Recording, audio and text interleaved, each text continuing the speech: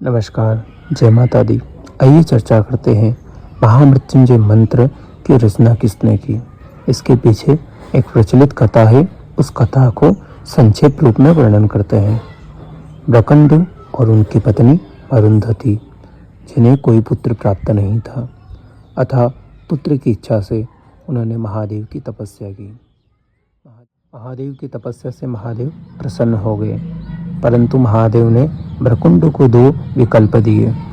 पहला विकल्प यह था कि चिरकाल तक जीने वाला पुत्र चाहिए जो बुद्धिहीन होगा, और दूसरा विकल्प यह था कि अल्पायु होगा मगर शास्त्र को जानने वाला होगा, गुणी होगा और बुद्धिमान होगा।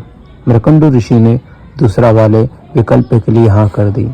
समय अनुसार महादेव के आशीर्वाद से ब्रकुंडु और उनकी पत्नी को पुत्र प्राप्त हुआ। पुत्र ने अल्प समय में ही सारी विद्या, सारे वेदों का अध्ययन कर लिया, मगर समय बीतता गया। जब समय नजदीक, ब्रकुंडु और उनकी पत्नी की चिंताएं बढ़ने लगी। उस पुत्र का नाम था मार्कंडेय। जब मार्कंडेय ने अपने पिता और माता से पूछा कि आप चिंताएं क्यों करते हैं, तो उन्होंने उनके जन्म की कथा का वर्णन बताया। मार्कंडेय ऋषि ने अल्पायु में ही सारे वेदों का अध्ययन कर लिया था। फिर उनके माता पिता से उनके अल्पायु के बारे में जानने के बाद वह जंगल चले गए। वहाँ उन्होंने महादेव की तपस्या करने लगे। समय बीतता गया, भगवान की तपस्या में लीन हो गए मार्कंडेय ऋषि।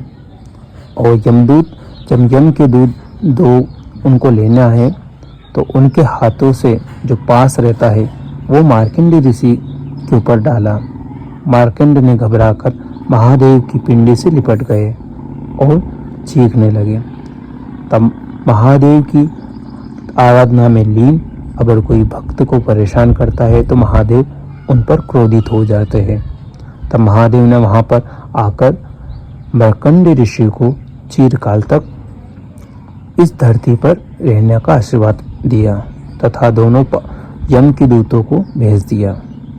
तब से मार्कंडेय ऋषि ने भगवान महामृत्युंजय मंत्र की रचना करी, और उनके अनेक ग्रंथ भी है।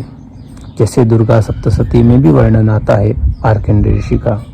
महामृत्युंजय मंत्र में इतना पावर है कि उनके जाप से अकाल मृत्यु का भय समाप्त हो जाता है।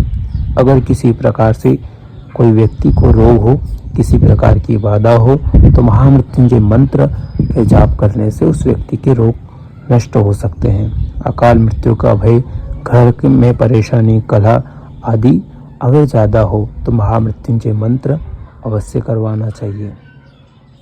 वीडियो को शेयर, लाइक अवश्य करें।